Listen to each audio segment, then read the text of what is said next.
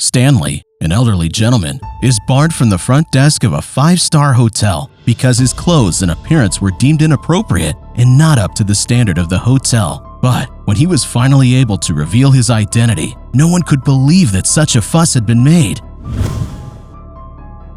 In today's touching story, we will learn about Stanley, his story, and how being kicked out of a hotel reminded him of the most important things about relationships and communicating with people. An elderly and exhausted gentleman stopped on the sidewalk and looked at the five-star hotel across the street. He was wearing ordinary clothes and a pair of shoes that were already worn out from work. The gentleman walked through the hotel's revolving door and into the lobby. The space was immaculate. Modern decorations, padded seats, and a shiny floor that reflected the light coming in through the large windows. At the reception desk was a well-dressed woman, standing with impeccable posture and light makeup, showing off a pair of heels that looked very expensive. When the man in the plain clothes and worn-out shoes stopped in front of her, the woman looked him up and down. It took less than 2 seconds for her to judge that this gentleman was not a guest nor a customer. She thought he was someone from the street who needed some kind of help or maybe information, and prayed that his presence would not disturb the guests. It seemed that at any moment the old man's shoe was going to break open. To top it off, he had 2 sweat stains under his armpits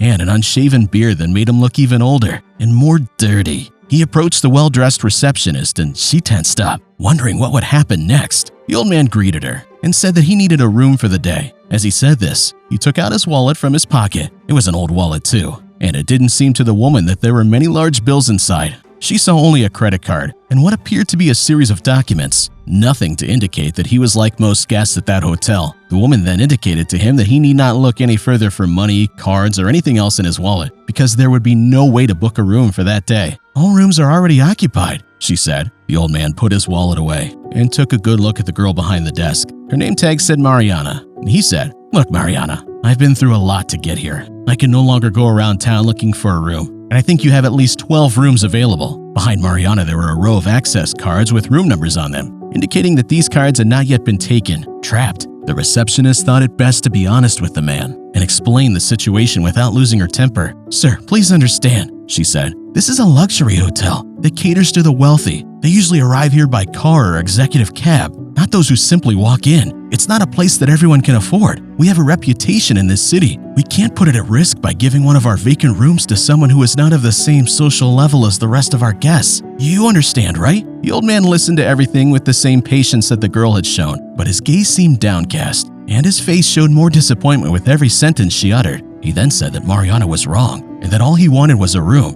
in that hotel because it had been a long time since he had rested. It could be the simplest room with the worst view. It didn't matter to him, but Mariana simply said, "This is not how things work." The old man then asked to speak to management, but instead, the hotel supervisor showed up. The supervisor's name was Howard, and he introduced himself without extending his hand to the man. Mariana quickly explained what was happening. At no time did Howard fail to look the man in the eye, and he maintained a rigid posture. Howard agreed with the receptionist and told the old man that there was a 3-star hotel just a few blocks away and that he should be able to get a room there. But the man refused to walk in the direction indicated by the supervisor. Howard then called the security guard, who grabbed the old man and dragged him to the front door. When he was halfway there, Howard asked the security guard to stop. The old man thought that at last these people had realized what a mistake they were making. But alas, this was not the case. The supervisor told the security guard to take him out through the service entrance because it would not look good if the other guests saw this scene right at the front desk of the hotel. The security guard was a huge man, and he led the old man smoothly down a corridor to the back of the hotel. The old man protested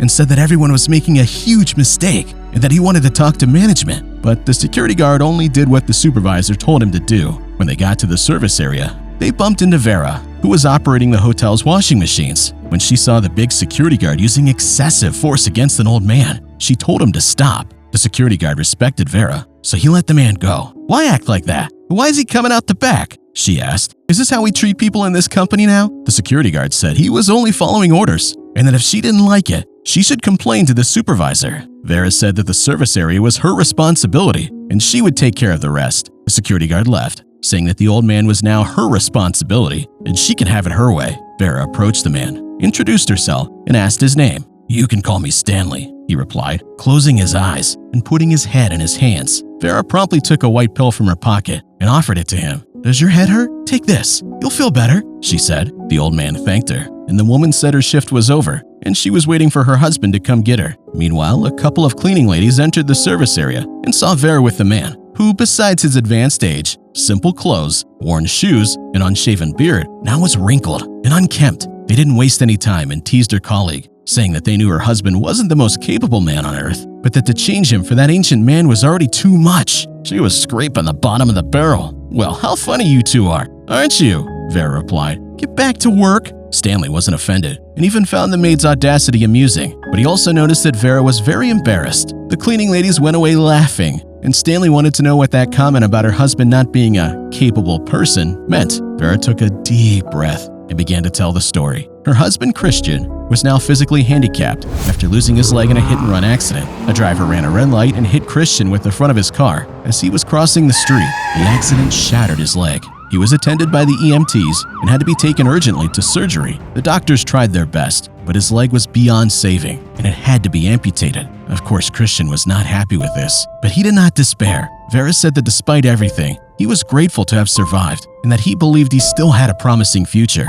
Christian's youth had been difficult. He never knew his father, and his mother died of cancer when he was a teenager. He spent a long time living in foster care. He finished school and started working where he met Vera, and with difficulty they pulled their monthly income to live together in a very small and simple house on the outskirts of town. They had no children. Apart from that modest residence, the couple's only valuable possession was a nice car that they had bought with 4 years of hard work and sacrifice. The husband used the car to work as a driver, and at that moment, he would be arriving soon to pick up his wife at work. Stanley accompanied Vera to the service area exit, where the security guard had wanted to kick him out only minutes before. Vera invited him to meet her husband in their house. Stanley did not expect this and was unresponsive at first. He was exhausted and had not solved the situation at the hotel yet, but he thought it might be a good idea to get to know the couple better and then return. When Christian arrived, the two of them got into the car and drove towards the house on the outskirts of town. Vera's husband was a really nice guy. He knew how to talk and didn't find the sudden friendship between Stanley and Vera strange. He was already used to the lightning-fast friendships that occurred from time to time with friendly passengers. During the trip, Christian never once complained about life, which kept an air of lightness between the three of them. At most, he commented that he had lower back pain, but he didn't know if it was because of the accident or because he spent the whole day sitting and driving.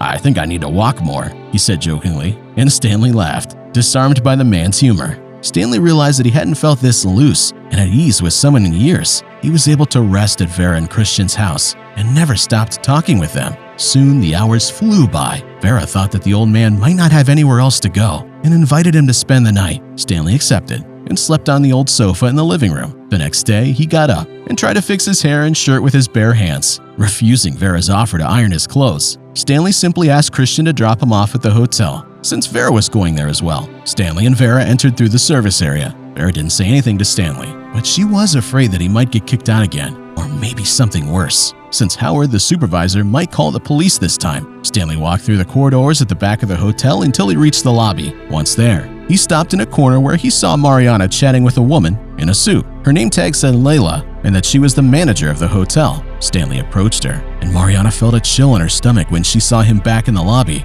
in an even worse state than the day before. She asked the manager to excuse her and went towards him, saying he needed to leave, that he should never have come back. Seeing the receptionist's behavior, Layla paled. Stanley walked past Mariana and started talking directly to the manager. "Layla," he said, "how are you managing things here? I was just about to give you a promotion and put you in charge of more hotels in our chain, but it seems that these people have no clue who they work for." Layla began to apologize to Stanley. When Mariana finally realized that she was in front of the owner of the hotel, she fervently begged for forgiveness, saying that she didn't recognize Stanley dressed like that. Stanley said that he tried to identify himself, that he even took out his wallet to show Mariana his documents, but the receptionist didn't even let him. He was wearing simple clothes because once a month, he did volunteer work at the animal shelter in the area. He had spent a lot of time organizing things at the shelter and didn't realize that he was without a cell phone to call a car, so he decided to just go to one of his hotels in the area. But for Stanley, this was the least of his concerns. He said that their treatment of him was unacceptable,